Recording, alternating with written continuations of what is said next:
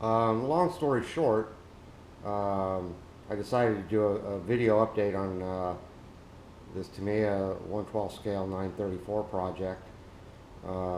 Again, long story short, I originally purchased this model 30 some odd years ago during the original Gulf War in Saudi Arabia and started working on it then. Um, Came back from the war, life changed. The box went up in the closet basically, traveled with me through several moves. Um, it never got finished. It was almost finished. Looks like I had trouble with the paint wrinkling on me, which is maybe why I put it to the side. So now I've got to strip the paint off, which is what I'm in the process of doing now, trying to find a good paint stripping agent that will take the paint off adequately without damaging the plastic itself. I tried brake fluid. Now I don't think I want to do that anymore. And right now I'm working with Easy Off and then clean it up with 90% alcohol. And that seems to be working pretty good. You can see the results. This is just where I've got the paint removed was just a single spray with the Easy Off, so I'm not unhappy about that. Try to get a better picture of the actual paint on here, and you can see how bad it was, how wrinkled it was. Sorry for the bad lighting. Lights bleeding through from my kitchen bay windows, but that's what I'm dealing with at the moment. And other issues, you know, the car was originally intended to be red. Don't ask me why I was thinking when I did it in red, but I decided to return it to the body in white condition, which is how the car would have been sold by the Porsche factory originally to its privateer racing customers. Um, so I've got the body back in white again. I took everything apart, starting over. I've actually done aging look on the gas tanks and the fiberglass air ducts, air shrouds on the engine. Did a little aging on the water injection can on the back.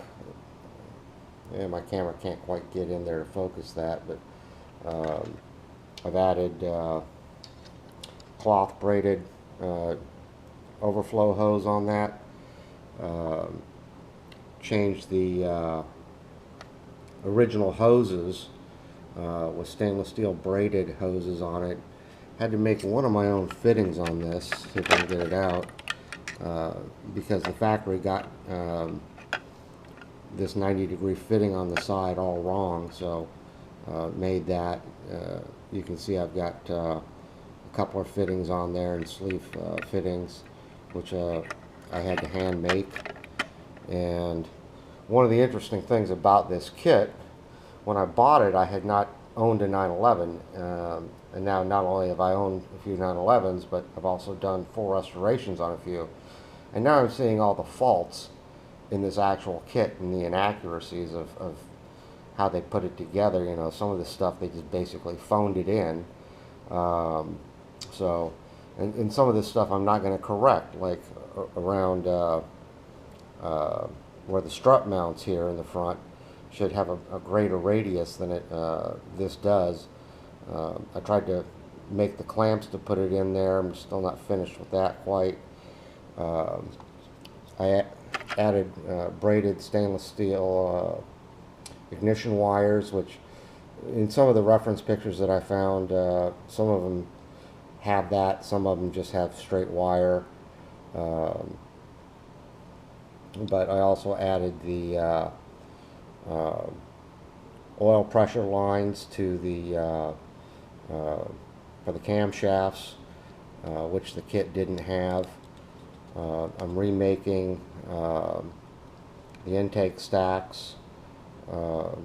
That's going to be kind of neat when it's done. A lot of extra detail.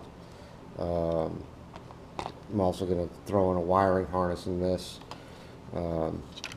Did some work on the dashboard. Made ignition switch and headlight knob. Oddly enough, the kit did not come with a headlight knob at all. So I made that. I cut out the slots for the blower vent. I want to say heater, but the car never had a heater anyway. They just had one lever on there for the flapper valves on the front blower motor, fresh air blower motor, which is here. And I'm actually making all the levers and hardware and the line that goes to it to operate it. One of the things I discovered when I pulled this thing back out of the box is this vinyl, and vinyl on some of the other pieces actually melted the parts down. You can see there where the top of the master cylinder reservoir cap is messed up, and right behind it on the firewall is messed up because this hose was sitting on there just like that.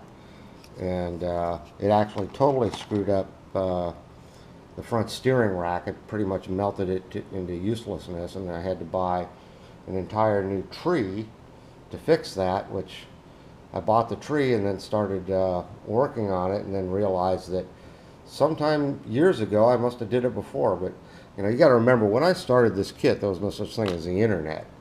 So everything I've done up to that point, you know, the whole game of modeling has changed. You know, and now you've got all these upgrade kits and detail parts and techniques and things that have really changed the game on this. You know, and I got the washer bottle here, and the battery. You know, I've got the stainless ground strap for the battery, drain hose for the top of the washer bottle, as well as the feed hose here. Have no idea where the pump is on the original car. One of the problems I've run into is the plumbing for the oil tank here is not correct.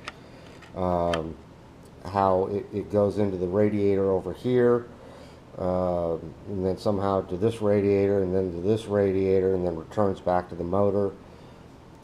I haven't been able to find anybody who's got pictures or can tell me how that's actually routed. I also made the oil lines for the side of the car. One goes on each side. This one's just a prototype, just to see how it would bend and everything, so that's working out. It's better than the three-piece design in the kit, which, you know, has parting lines on it and stuff like this. Just having an authentic aluminum look, I think, is going to be better. And I upholstered the interior with Perlon. I found a kind of a scale Perlon. It's not perfect 1/12 scale, but you know, it's better than nothing, and it gives me the effect. You know, and I did the top of the dashboard, which is also how the original cars would have been. The 934s were upholstered in Perlon because these were actually technically supposed to be street cars, legally by FIA standards, unlike the 935, which was built as a race car. The 934s raced in FIA Group 4, and they technically were street cars. And they actually had a different fuel injection system on it. They used CIS injection as opposed to mechanical fuel injection. So there are a number of minute differences between the two cars, all of which, of course, I didn't know when I started this. Not that that matters, but also upholstered the back of the seats, which would have been original. Ah, there it is. I'm talking and not watching what I'm doing. But anyway, looks like the battery is going to die here in a minute. You know, if you're interested in more detail and stuff like that, I can try to make, you know, more and better videos in the future. But this is my first attempt at making a video, so it's just kind of a primer to it. And we'll see what happens.